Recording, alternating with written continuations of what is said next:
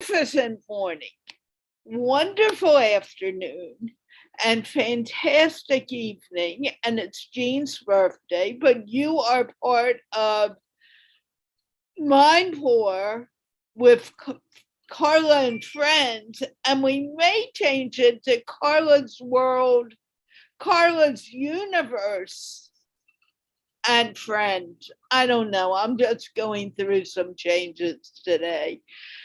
And I'm so thrilled because the person who has been acting as co-host is back for a few weeks, and we're going to work on keeping her back.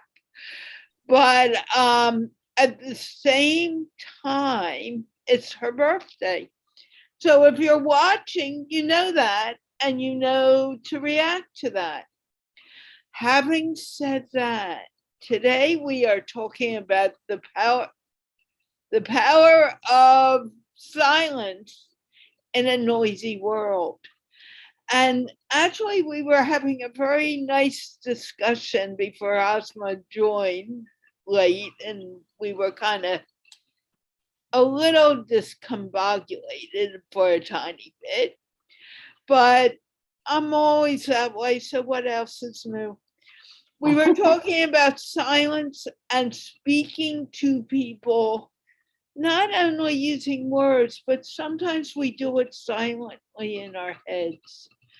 And that silent conversation is much different from the noisy conversation that we have aloud. And we know deep down inside that people are listening to us, people are hearing us, and we are expressing our thoughts and our emotions, whether we want to or not, to the people that we're only using silence with. Having said that, I am very lucky today to have Jeanne Locke Alford, and it's her birthday. I don't know what year, but you don't ask a woman her age on camera. We have Asma Tariq, who isn't smiling, and I'm about to come and bop her on the head until she smiles. And Kamran Z Rizvi, who is known as a great speaker and trainer around Pakistan. In fact, a very close friend of mine, Rehan, has told me that he is the top trainer of Pakistan. Now, this is a different opening than I normally do. I think Jeanne has some quotes for us while I do a tiny bit of work because it's been listened thanks to Restream. So, Jeanne, you can open your mouth. It's happy birthday, and let's move forward. Okay, and just so you guys know, I believe in celebrating the whole month as my birthday. Just all right. That, you know, it'll just keep going. So I found some great quotes about the power of silence. Bob Dylan, our great American songwriter and philosopher, writes, "Experience teaches us that silence terrifies people the most." Andrea Bocelli said, "Even in the most beautiful music are some silences, which are there so we can witness the importance of silence." I think that's beautiful. Deepak Chopra shared, "Non-judgment quiets the internal dialogue." And this opens, once again, the doorway to creativity. Think about that. Non-judgment quiets the internal dialogue, and that opens the doorway to creativity. We tend to allow judgment in our inner dialogue a lot, and that makes it noisy inside our head as well as outside. And Carla, I think I found the quote you were telling me, but I found the basis of it. It's from Lao Tzu, and this one is really an important quote. "Silence is true wisdom's best reply." Yeah, that's getting close to what I was talking about. It's not the exact quote, but it's... I think this is the quote you were telling me probably came off of this one. but that I read a lot of things about in silence, you can't be misquoted, and I really liked that. But silence gives us that time to balance all the chaos that we live in every day, to balance and listen to ourselves and to the greater energy, whatever you call it. I know we've got a worldwide audience, so it could be called many different things, but oftentimes I just refer to it as the universal energy to be able to talk to everybody. But it's when that I was brought up Catholic, and they talk about the still small voice inside, and you have to really sit in silence and train yourself to be able to be aware of that. And I call that conscience or spirit. Usually it's wise words that come out, and you think, where did that come from? You've connected. Asma. Oh, go on. How does that sound for you? Exactly, Jeanne. You explained it very well. At first, happy birthday, lots of best wishes. And I really loved it, as you said, you celebrate the whole month, just like my younger sister. And I really loved it. She even gives us the reminder every day, like 23 days left on our lunchbox, on everywhere. She pins her notes and sticky notes and remind us that how many days are left. So I loved it. Yeah, as you said, silence, I think it is the best thing to calm down your mind, to your soul, because sometimes you really need a break from all the noise in your surrounding. And honestly speaking, for me, yet I feel it is difficult. It's easy to say words, it's easy to speak about all the things, it's easy to always live with the noise, but it's difficult to get a silence, to get a peace with that. Sometimes it's fine, like you are in silence, even in the crowd. You have attained that peace of mind, peace of soul, that now nothing is affecting you. And for that, you have to put effort, you have to work on that. Right now, if I say I am little bit away from my home, and I am at a place, that's why I have low internet connection, just because I wanted some peace, and I was doing something where I need to use my brain a lot. So for that, I need a silence atmosphere. I need to avoid all the noise from my surrounding. But the day I came here, all the people, like all of my family, also they come at the daytime, at the nighttime, just to check what's going on. And again, there's no silence. Again, there's no peace. It's difficult to attain that. But yes, I feel that there the nature helps you. There the meditation helps you. When you connect with the nature, when you start in connecting with that, there you get a peace. And that is the actually one that helps you. And when you attain that, then, as I said, even if you are in the crowd, you are at peace. And that's not bothering you. The noises are not bothering you. And so it's not only this is what I said for the personal level. And for the person, peace of mind, this is how this is helpful. And I think it's very important to connect with the nature. It's very, very important, because this is the only solution to heal your souls. That's a great way to say it, to hear your soul. And that's what silence is about. It's hearing your soul.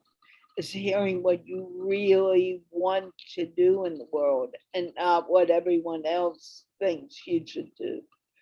Kamran, you haven't opened your mouth yet, and I want your mouth open. You will have 2 minutes of silence. No. MindPlore is not about silence, but I do agree that silence is more effective than our words. So rather than tease our audience, I would reflect on the thoughts that Asma and Jeanne have shared so far. And very early on, I remember a mentor of mine saying to me that all sound in the universe is contained in silence. All sounds are contained in silence, number one. And I think I've always, when I've been quiet and I've been with myself, I initially used to find it very difficult because all kinds of thoughts would storm into my head when I went quiet. And I became so uncomfortable that I just got up and got busy with some activity. But then my mentor told me that, look, initially it's going to be hard for you to just sit for 20 minutes doing nothing. And doing nothing is everything. I said, really? I mean, doing nothing is everything? He said, yeah, try doing it. Just sit there, because we need to give our mind some rest and relaxation. And the results, the benefits are that it lowers your blood pressure. I was looking up Google and I came across this physiological fact that it lowers your blood pressure, it increases your blood flow to the brain. Periods of silence throughout the day enhance sleep and lessen insomnia. So silence has spiritual benefits, intellectual benefits, physical benefits.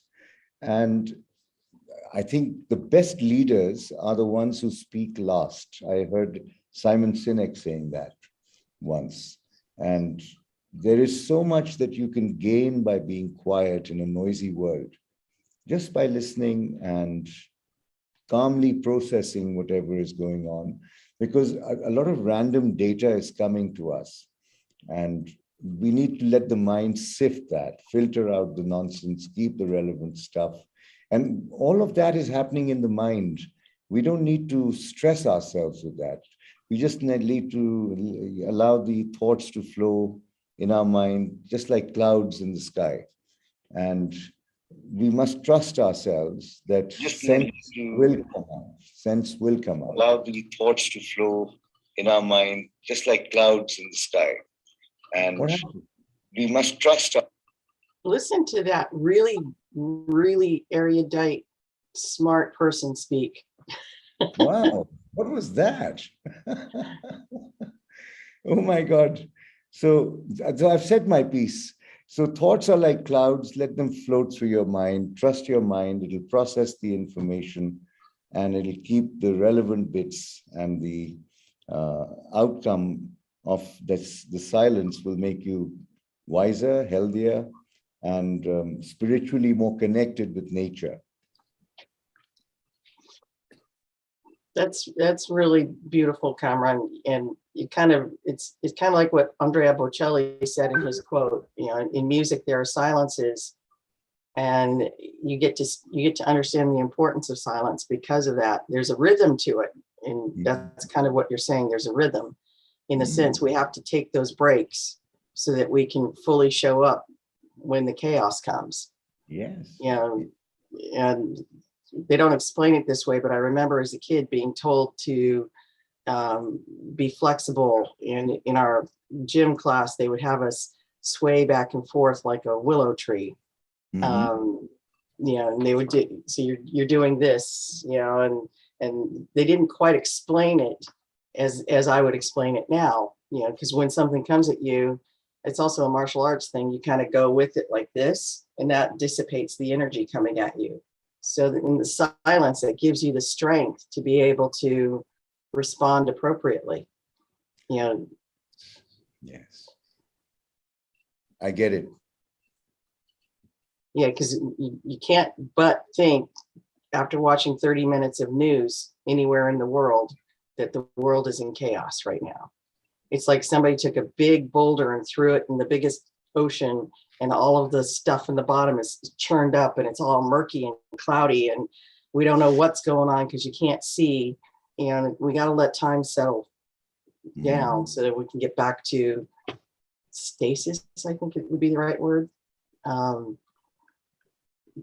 And on top of that, doing what Deepak says and suspending judgment so that you can look for the lessons in that murkiness. What is it that we're learning? What is it that we need to know? I know sometimes I go into silence and say, dear God, I've learned this lesson. Can I move on? And in my silence, what I kind of hear is a ha ha ha, if it were only that easy, which then means I've still got a lesson to learn. It's like when I was teaching the kids how to write, and they would write the first line of A's and B's, and then the second line, they would just squiggle and go, teacher, I'm done. I want my sticker. And I would look at it and go, well, you did the first line. Now let's go do the second one. And they would go do it, but squiggle again. So apparently we like to do the squiggle line in our lives, and we just keep relearning the lessons until we know them. When I used to live in London, this was almost 30 years ago, I had a friend with whom I used to once a month go to Wales from London, Tintern Abbey, and it was about a 4-hour drive. And this friend and I enjoyed a very unique relationship in that the time we spent together, let's say the 4 hours, we would speak not for more than 3 minutes. And that also, I'm adding up the little nuggets spread over the 3 or 4 hours. And we would just be silent, and we just felt each other's feelings, and we listened to music, or we would be completely quiet, knowing that we know what we need to know about whatever it is that we know. And we would just relax, and he would be driving and I would be sitting there peacefully observing the nature around us. And I felt that, this morning, just now when we started our conversation, Carla was there. And, there is a heart-to-heart communication that goes on. And that too is done in silence. And often when I'm thinking of someone very strong, intensely, it just happens that either the phone rings or I get a message from that individual. I don't think it's a coincidence. There must be some connect taking place in the cyberspace where we bypass all the 4Gs and the 5Gs and actually connect at a very vibrational level through transmission of our thoughts and feelings to each other. And I think geographical distances don't matter in these things. I agree. When I first started on this path, I was going to various group sessions. My ex was an alcoholic, so I had to go to certain sessions so I could go visit him when he was in rehab. And they kept talking about higher power and higher power this and higher power that. And I didn't know what they were really talking about. I was at sea, if you will. Mm-hmm. And I was talking with my little brother over the phone. He's in New York and I'm in California. And he mentioned, I'd asked him a question about his career path. And he goes, well, I'm going to let my higher power handle that. And I nearly dropped the phone. And he said, what's going on? I was like, what do you mean by that? And I explained to him that the explanations that I kept getting were just not good. I wasn't understanding. So he described, and it comes from the Course in Miracles. He said, if you think of God or the universe or whatever the spirit is that you talk about, you think about that as the sun. And at the end of every sun, every ray from the sun is a person. And as you go up that ray, you get higher and higher and higher and closer to that spirit. And we all connect through that spirit. Mm-hmm. And I remember sitting down kind of slowly on my couch and thinking, okay. And I think I did say this out loud. I said, we went to the same schools. We had the same catechism. We learned the same prayers. Where the heck did you learn this? And that's when he told me he'd been studying the Course in Miracles. And I've held on to that explanation all along, because it makes me feel good that if I really am worried about somebody or I'm thinking about somebody, I can say, can I have permission to connect with their higher power? And then whether it connects or not, at least I feel like I've done something. Mm. And so, yeah, there is a connection that we don't necessarily understand. It's energetic, it's spiritual, it's all these things in the unknown, or as we were joking earlier, it's the multiverse. We don't understand, you know, and that's okay. We don't need to understand. We just need to have faith. Yeah. And so there's not a lot of coincidence in the world. We just don't understand how it all unfolds. I'm not even sure. Yeah. I'm not even sure there are any coincidences. Things go as they should be, and whether we like it or not, we just need to flow with it. I hear from Abraham Hicks, I hear it from all over. Remember, what you bring to you and you attract comes from how you're thinking. So if you want to attract the wonderful things in life, start thinking about the things that make you feel positive instead of the things that make you feel negative. And we all need to learn to do that. And the things that are positive usually lay in the silence because you get stuck in the world and what's happening in the world and how many mass shootings there were or how many people died that day or whatever. Or I don't have enough money, and you think of that and yeah, you don't have enough money. But when you start to shift to what the silence is saying to you and what you know is possible, then life begins to change and your thinking begins to change. And Kamran, you're nodding your head, and I also want to hear from Asma. Yeah, actually, just while we are talking, there's something comes in my mind. And the thing is that if we find out the difference between silence and voice, what is the difference between noise and silence? Noise actually indicate identity. Every human being, and then if we got all the organisms, living organisms have different voices, all the things that actually indicate our identity. And what we call, why we speak, why we always want to speak, why we always want to respond, why we make noises, just to show our identity, just to prove our identity. And why we want to prove our identity, just to satisfy our ego. And even when we say like silence is the best answer, I don't feel that is the silence. Like if you are just silent to show other person and to give answer to other person, that is actually not silence, because you just close your mouth, but inside your mind there is a mess. You are actually fighting with your own self now. Actually, you close your mouth, but inside there are a lot of noises. So this doesn't mean that you are actually at silence. There's still a noise in your mind, and you just close your mouth to prove your ego. So I feel that the best thing, silence comes when you remove your ego, when you work on your ego. Then you get your silence.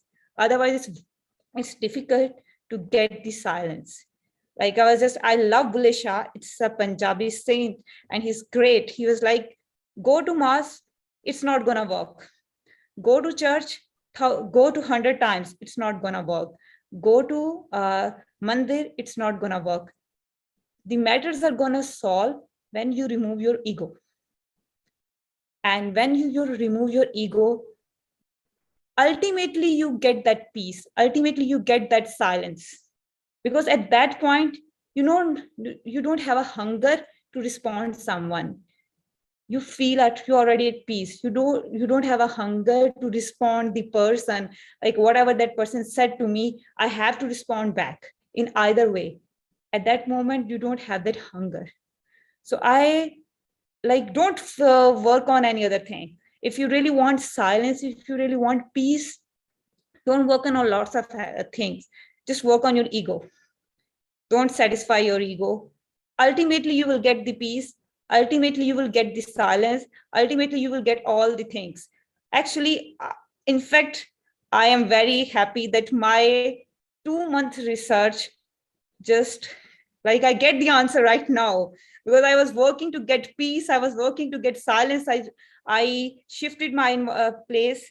I like do a lot of changes in my atmosphere, but it doesn't work.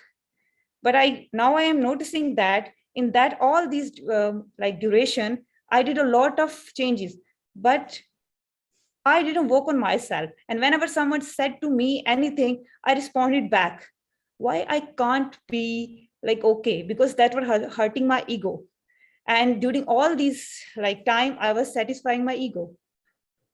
So yes, work on your ego. You will get the peace. You will get the silence. Everything. But if you're working on your ego, Asma, you're giving your attention to the ego instead of dropping it and allowing yourself to be a part of the world. You're saying, oh, I don't want to think about my ego. You're thinking about it big time. So what do you mean when you say working on your ego? Okay, Carla, there are two things. Human wants identity. Right. Human always want. And when you want identity, I'm sorry, you can't say that I want a peace. You can't say everything should be around me, should be good. Because you want identity, you want to be a known.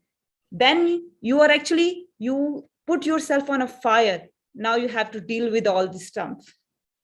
Now you have to deal with that. This is fact.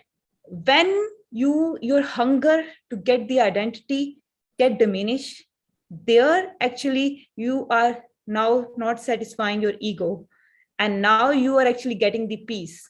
It's very difficult when people said, yes, we want to be known, we want to be successful, we want to be identified, and with that we want peace. I'm sorry, these are two contradictory things.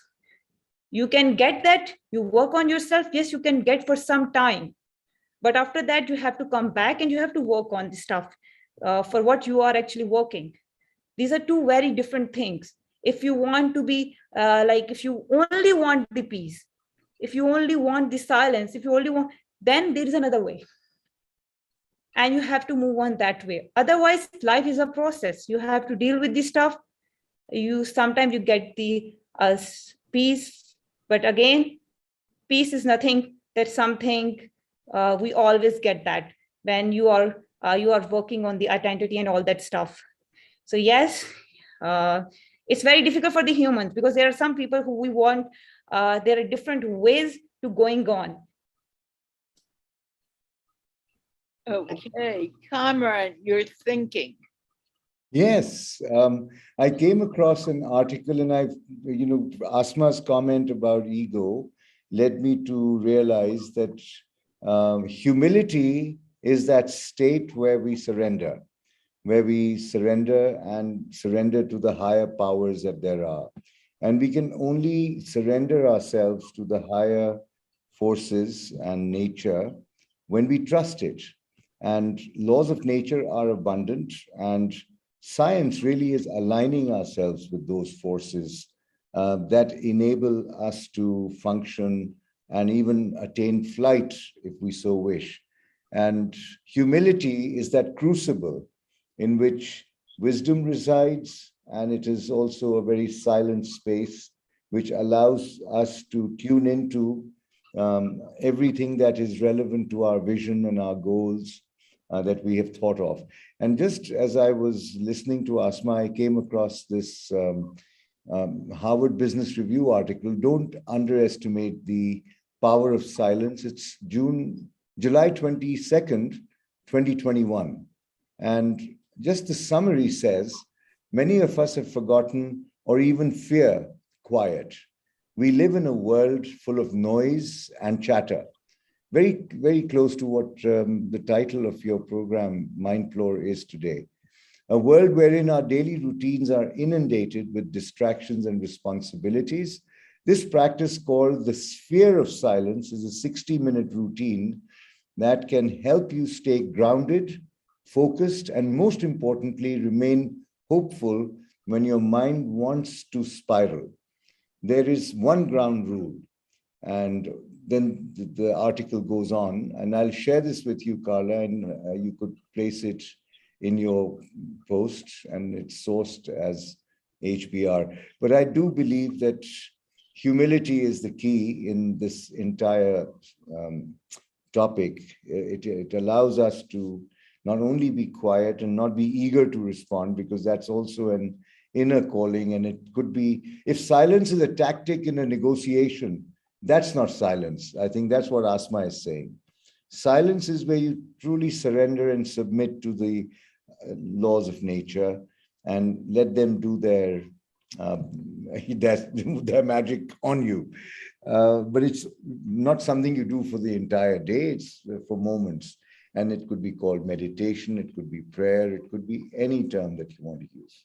Well, it can be as simple as deep breathing. As you both were talking, it dawned on me that when we're responding to somebody, we're typically responding from the amygdala, or that what we call the monkey brain, where we're in fight or flight, and it actually say fight, flight, or freeze. And when you freeze and you're in that stressful mode, that's not silence. And when you're trying to force something, which is being ego driven, that's not silence.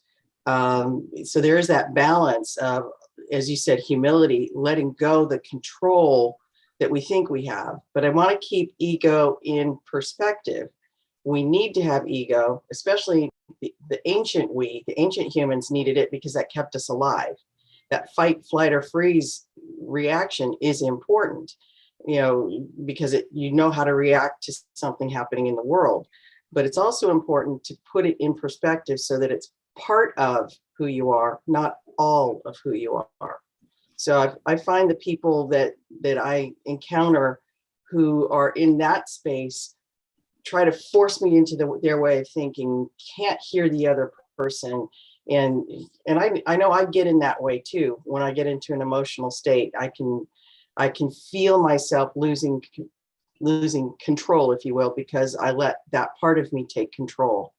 So when we go into a true silence and humbly let go, so that we're out of that ego mind, then we can find that balance. And you can do that by taking deep breathing, breathing all the way down to the bottom of your souls, if you will. And, I was trying to explain to my kids when I was teaching how taking a deep breath changes how you see the world, because you can let go of that fear. Age appropriate words, of course, for 5 and 6 year olds, but I was teaching them to calm themselves down. I was giving them tools. This is, you can go to the quiet corner and do these deep breathing. I actually made them raise their hands up so they knew what they were doing, and then hold it and then bring their hands down. So they were learning how to breathe differently. And as I've learned to do the deep breathing, I can actually feel it's like a knot in the back of my neck. I can feel it undoing.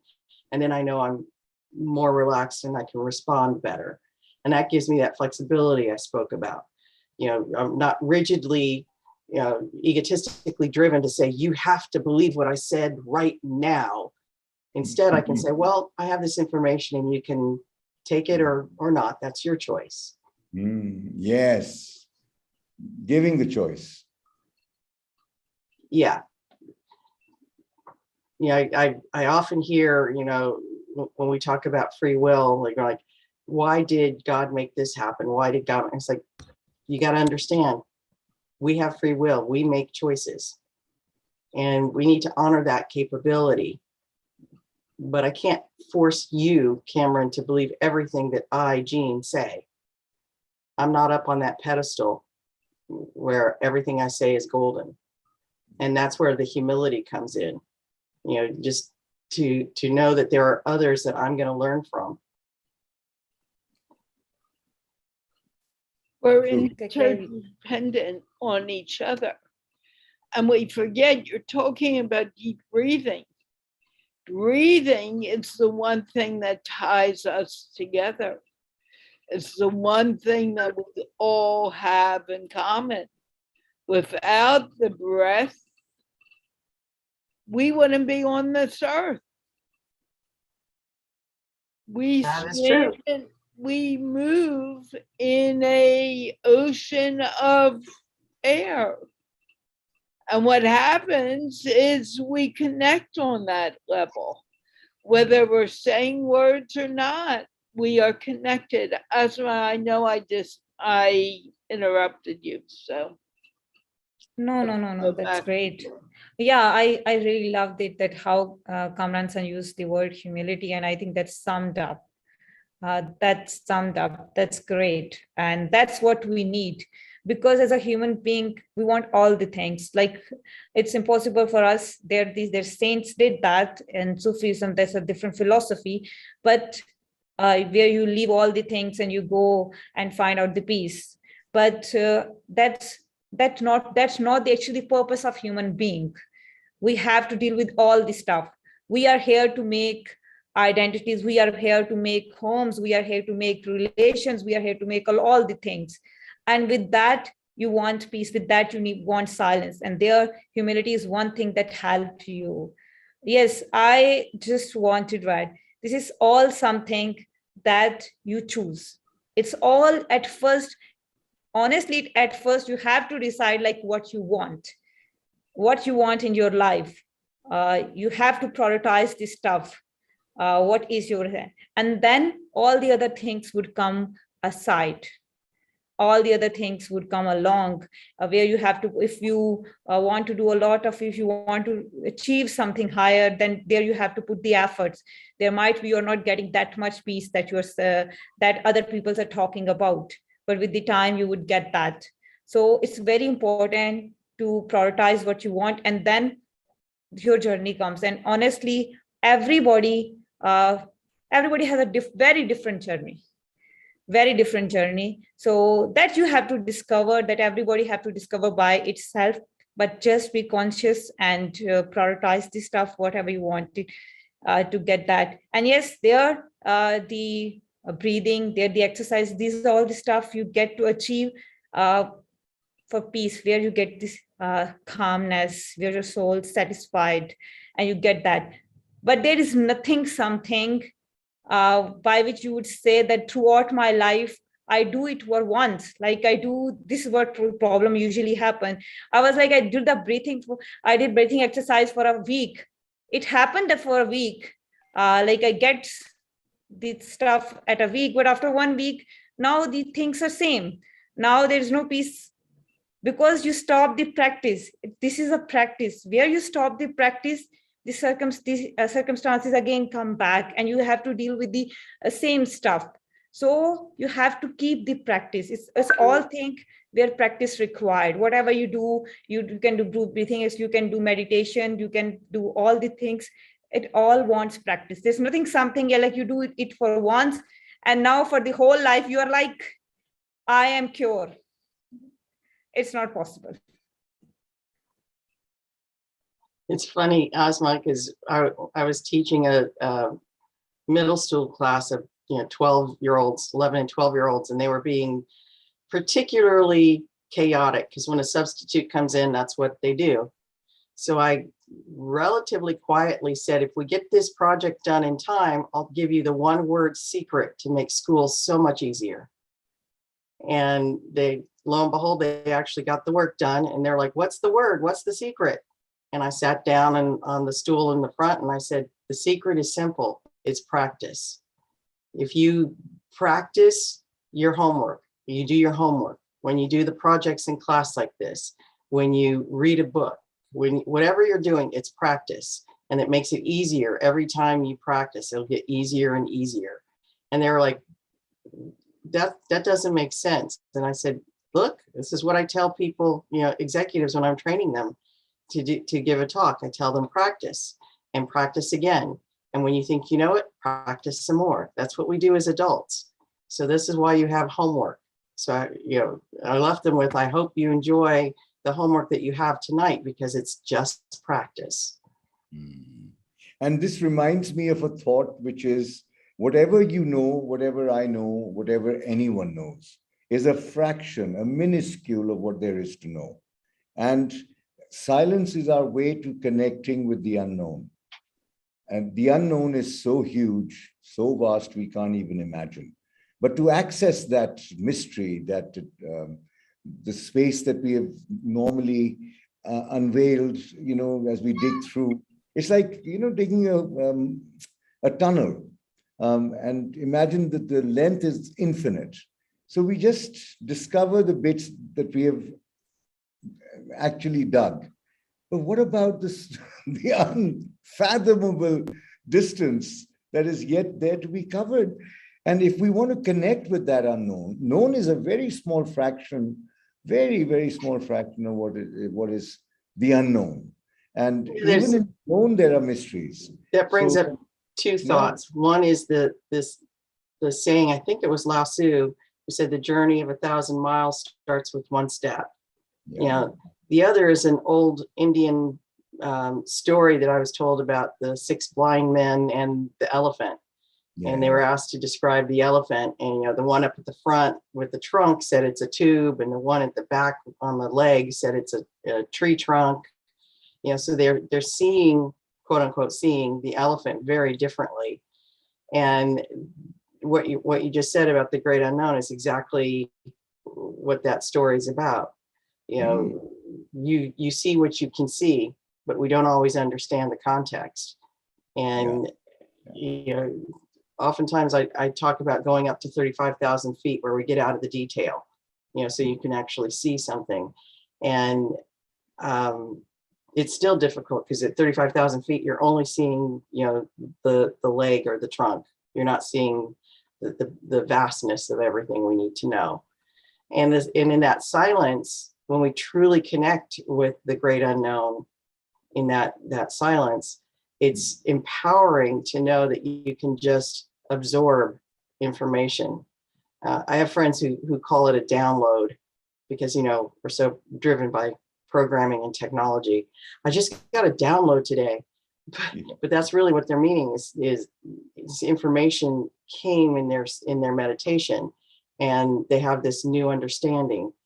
And, I honor that they're understanding how they got that understanding, but part of me is also laughing because of the way they described it.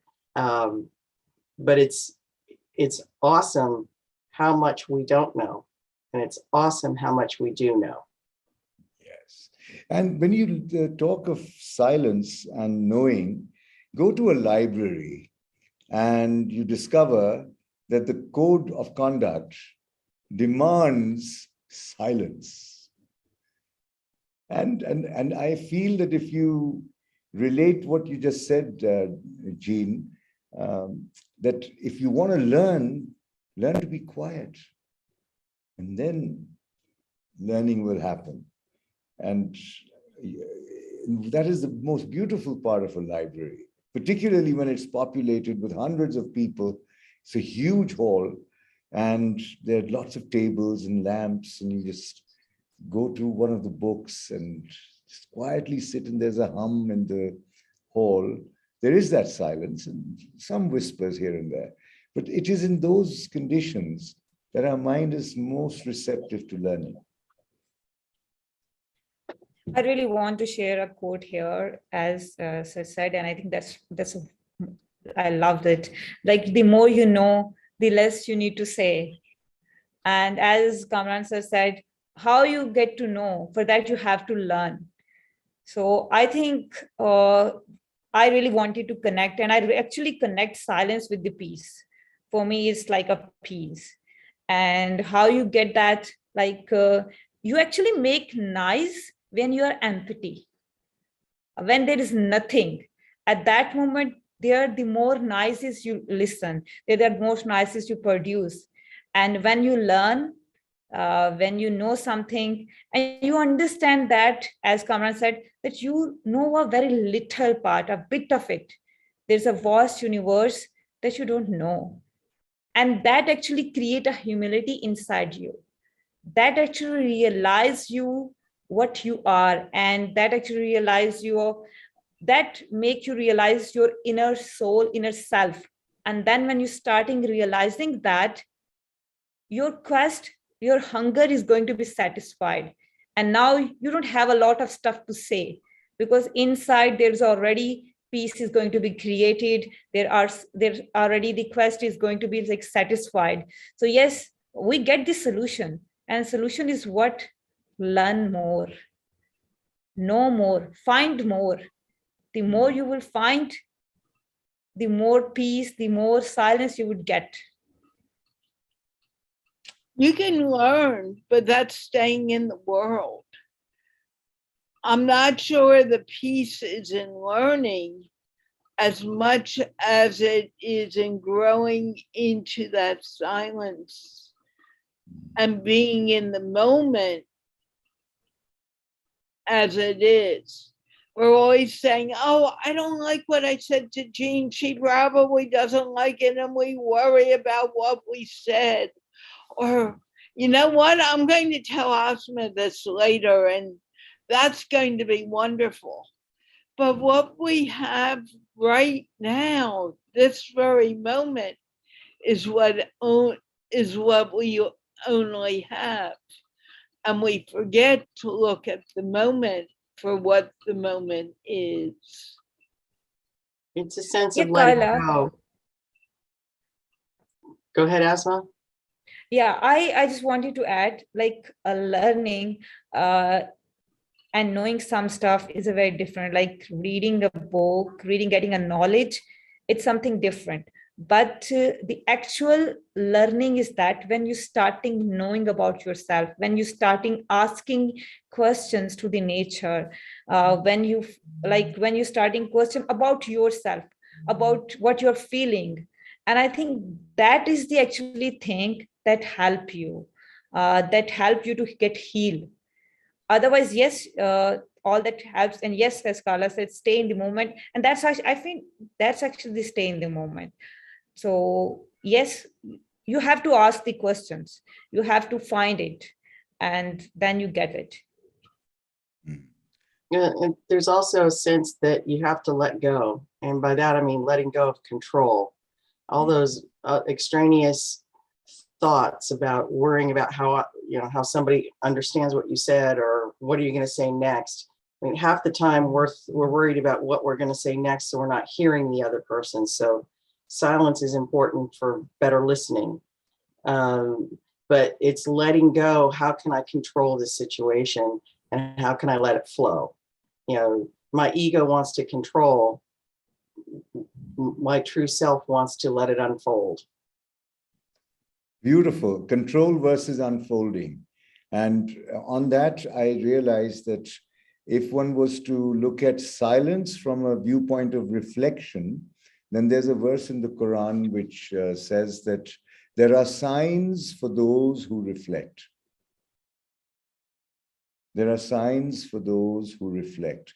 And when we reflect on nature, that is how, if you look back at history, Copernicus, Galileo, and people like them, they didn't have the internet, but they reflected. There were signs for those who reflect, and they were able to find the significance of not only where are we placed in the universe, but also how to use the stars as our as a navigation tool, and so much else apart from the beauty that it represents.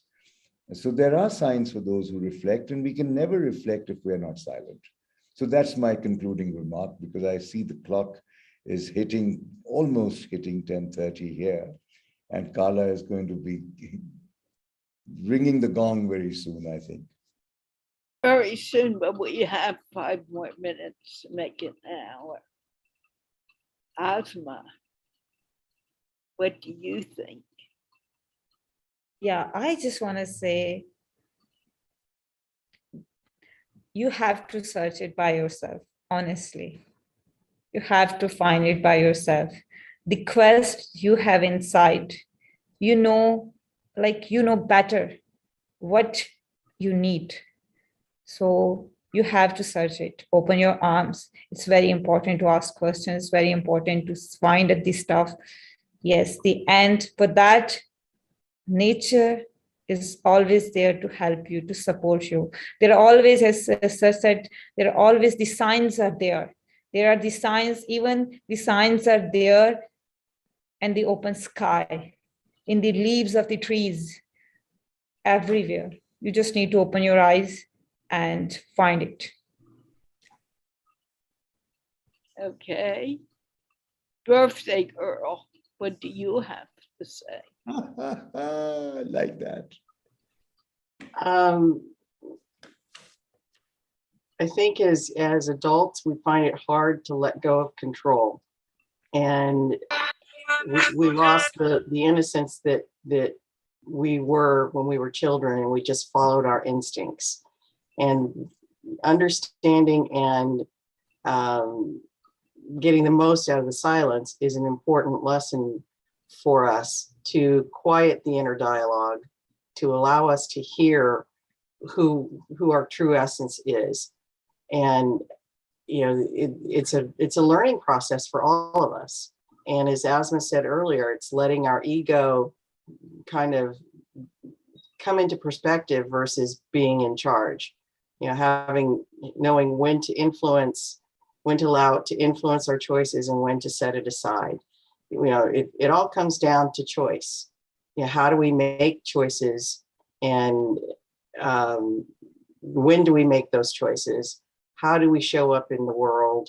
You know, there's nothing more comforting than to see a parent comforting their child by just holding them and patting them on the back. And that level of interaction, while it's not necessarily silence, but that's kind of what silence does for us. It kind of pats us on the back and says, everything's going to be okay. Here's what you need to learn. You know, but we have to quiet that inner dialogue to do that. And as Cameron explained or described so greatly, you know, you have this deluge of thoughts. The minute you sit quietly, it's like your ego throws all these thoughts at you. You can't sit quietly. You have to do this. You have to do that. I mean, literally, it's going to be, you got to do the dishes. You got to put gas in the car. You got to do, there's lots of things to be doing, but we're here to be, not to do. We're here to be. And that's where sitting in the silence gives us that, that power and that direction to figure out who we are in the world. And it means letting go a lot. It means letting something beyond us have control for a moment. It means listening, truly listening to our own deep, deep, deep sense of self. Carla? I'm sorry, I was interrupted rudely by something in the building. I came up with an acronym, Carla. I came up with an acronym with silence. I think it may be a very good idea asking our audience to post what they think SILENCE could stand for. So as Jeanne was talking, I was silently reflecting on what could those words be. So for S, I have sweet. Asma, what do you have for S? Silence. No. You've got to use another word. Simple. Okay. And Jeanne, what do you have? Sensation. Brilliant. Carla, would you like to participate, or should the three of us go? I'm trying to think of a word for S. All right. Go on. We are silent and we are waiting.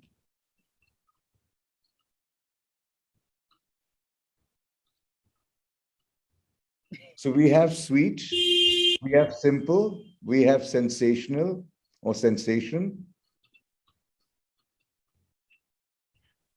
Simplistic. All right. And then we go to I. I have intimate. You have internet? No, intimate. Oh,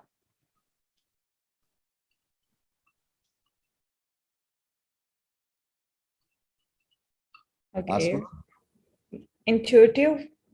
very interesting. intelligent? Inside. Inside, very good. L, I have loving. Whoa, you skipped 3 letters. No, I haven't. Silence. Wait, S. silent. I'm sorry. It's all Go right. It's on. all right. You're human. We now know that. I Right. thought you knew that way before now. No. Sometimes you impress me so much, I think you're divine. But anyway, it's I loving. think we are all divine. True. So it's Asma, Less. less. Okay. And Jeanne,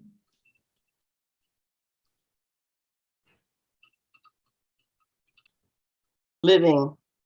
oh, wow. And Carla, L. Loving. Good. So both of us are the same. For E, I have engagement, engaging. All right. I have ego. All right. Empathetic? Wow. Carla,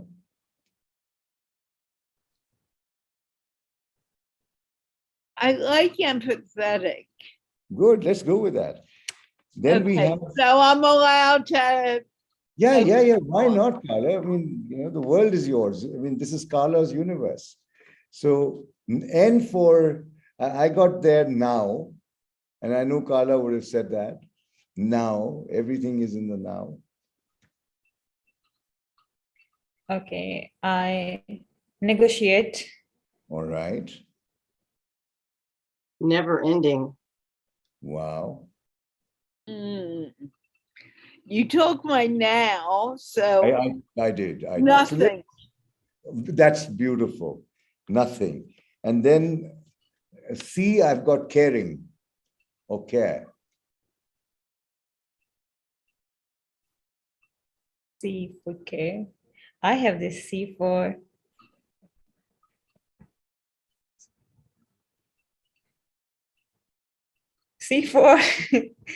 can. I just saw something. Okay, no problem. And I think I have most interesting something is coming on. Okay, we'll hear you. So we'll hear you first. Jeanne, Copacetic? for C. Yeah, copacetic. What is that word? That's a heavy word. Things are kind of in balance. We're all copacetic. Okay, interesting. And Carla? I had it and I lost it. C. So we've got caring, copacetic, is it? Companion. Oh, wow, that's a sixer. And then E, Asma, we want to hear yours. Everything. Okay. I'm not thinking. I'm just whatever coming in my mind, I'm using it and I'm loving it. Okay, and I have energy. Jeanne. You have what? Energy. Silence releases energy. Existential? Oh, wow. Carla. The word the words are not coming to me. That's the problem. Because you have been silent for so long, let it cook in your mind. It's okay. But I thought that this acronym, sorry? Excellent. Brilliant. Did you say excellent to all of us or just Asma or Jeanne or me? To all of us. Oh, thank you. So we're done. Yes, we are done. And with that, An exercise. Yes, but I want to share mine, which is the most crazy. I think I love it. Simple. Okay. Yeah, simple, intuitive, less ego, negotiate, can everything. Wonderful. Very Yes, good. I am going to find a something meaningful from it, and then I will post it. Wonderful. Wonderful. Thank you. Wonderful. And did you have one, Jeanne? No. Power of silence is knowing when to stop on a high note. Okay, with that, we are going to end the show for today. We'll be back next week, maybe with a little more silence, who knows? And people who know Jeanne, please wish her a happy birthday. And we're going to wave goodbye right now as Krishna Kitty comes to join me. Maybe not, he's going behind me. Okay, let's wave goodbye. Bye-bye.